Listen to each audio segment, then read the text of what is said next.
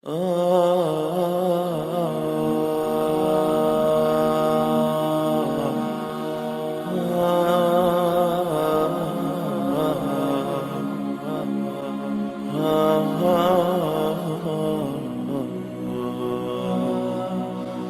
رب العزت اور اس کے پیغمبر جناب محمد الرسول اللہ صلی اللہ علیہ وسلم اللہ کے کرم سے رسول اللہ صلی اللہ علیہ وسلم نے اپنی امت کو کچھ آسان اعمال ایسے بتا دیے ہیں کہ جن اعمال پر کوئی بھی عامی مسلمان اگر ان عملوں کو مضبوطی سے تھام لیتا ہے تو وہ اعمال اس کے لیے جنت میں جانے کا باعث بن جائیں گے۔ ان اعمال میں سے چند عمل سابقہ جمعہ میں بیان کیے گئے تھے کہ سب سے پہلے مومن کا، مسلمان کا عقیدہ جو ہے یہ ایک ایسا عمل ہے کہ جس کی درستگی اس کو جنت میں لے کر جائے گی۔ اس کے بعد دوسرا عمل جو انتہائی اہمیت کا حامل ہے وہ اخلاص ہے۔ انسان کے ہر عمل کے اندر اخلاص کا پایا جانا انتہائی ضروری ہے،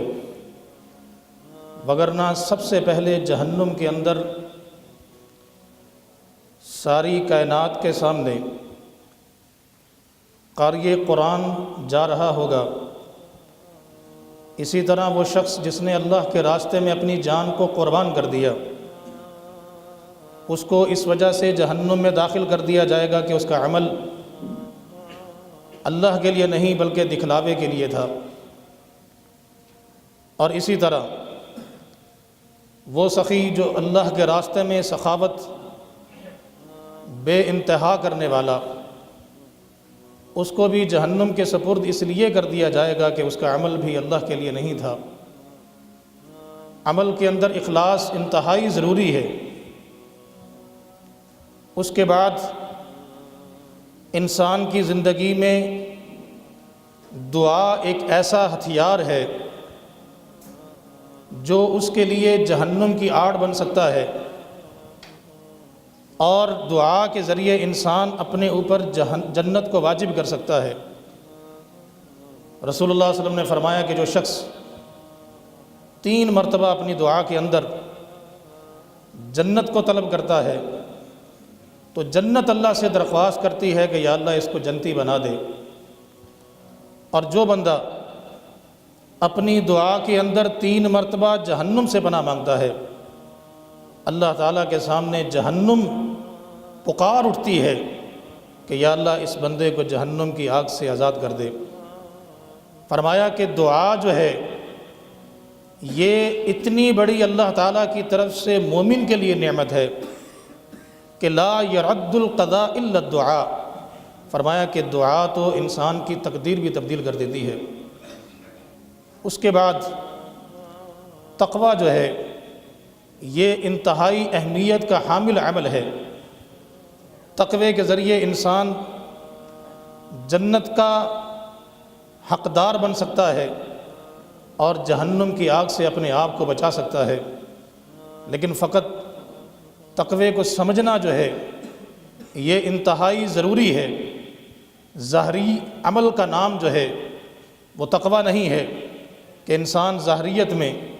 نمازی بھی ہے، حاجی بھی ہے، پرہیزگار بھی ہے، ذاکر بھی ہے، تہجد گزار بھی ہے، نوافل بھی پڑھتا ہے، اور اس کے ہاتھ میں تسبیح بھی ہے، چہرے پر داڑھی بھی ہے،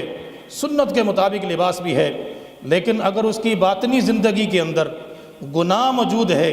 اور وہ اللہ کی محرمات کو پامال کرتا ہے اور یہ سمجھتے ہوئے